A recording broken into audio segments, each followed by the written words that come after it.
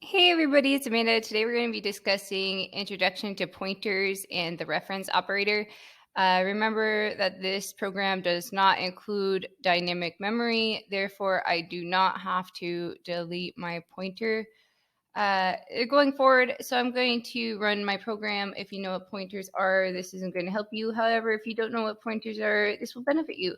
So as we can see, I have my integer variable named number, which is assigned to, and then I have my integer pointer named first pointer, and it's assigned the number variable. However, it has an ampersand sign in front of it, and this is going to be called my reference operator. And then we come down here to my cout statement, and as you can see, this is what it is displayed. The number in memory is this extremely long hexadecimal number. And then we have our second cout statement, and again, that's using the address operator inside of that cout statement.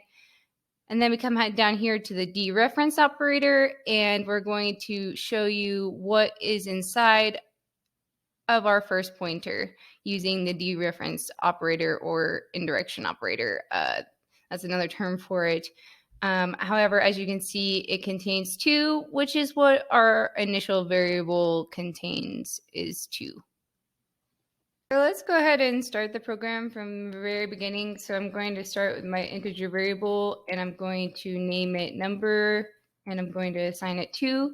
And then I'm going to use my integer pointer. This is what we would call an integer pointer. I can either put the asterisk sign right there, or I can put it in front of the name. It's a style preference. However, I like to know that I'm pointing to an integer, so I usually keep it with the data type. And I'm going to name it first pointer, and I'm going to assign it the ampersand sign followed by the variable that I am going to connect it to. So now this is what we would call the reference operator.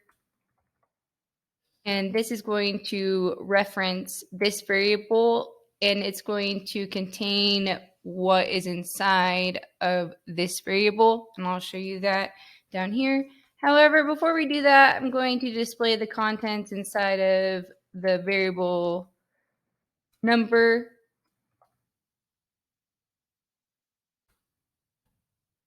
So the number in memory is, and this is going to be a hexadecimal number because right here we are using the address operator. So again, just my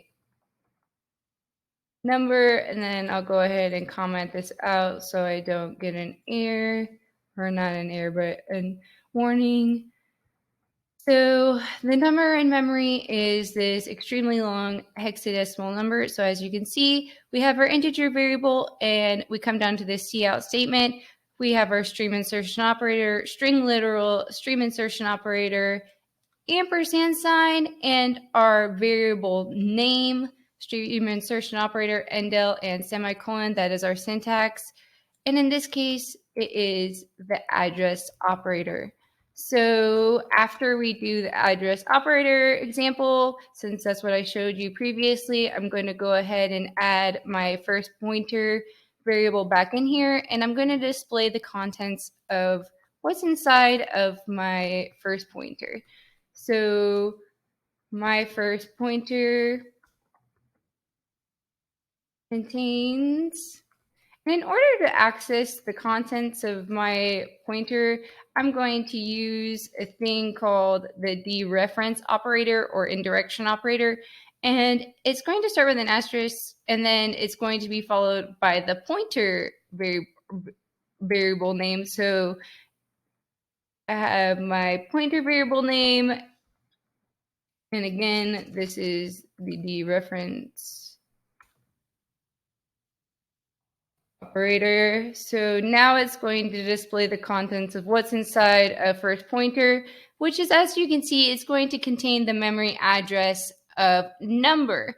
And because it contains the memory address of number, if you watch my previous video, then you will know what will be displayed in this variable using the dereference operator. However, If you don't know or if you don't have an idea, then we can go ahead and run the program. So as I run the program, as you can see, the number in memory is this long hexadecimal number followed by my first pointer contains 2 because it's pointing to the address operator inside of memory and it's allowing access to first pointer. Or sorry, not first pointer. It's not allowing access to first pointer. Sorry. First pointer is assigned to the address of the variable number, I should say. Sorry. Now, if I wanted to change the contents inside of my pointer as well as my variable because I assigned my pointer the address of my integer variable, I can use my indirection operator.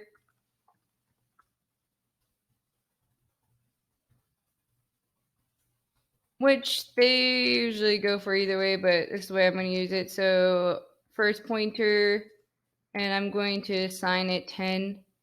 So if I wanted to display the contents of my first pointer, so my first pointer now contains, and then I'm going to use the dereference operator to display it, just to separate the two. And then I'm going to go ahead and display the contents of my original integer variable to show you that it changed the integer variable. So number, well, the int variable named number contains, so as you can see, I'm using just the number, the name number, nothing else, no ampersand sign. That would give me the address, no indirection operator because it's not a pointer. However, I'm going to follow it with an endl. So I'm going to go ahead and run the program now.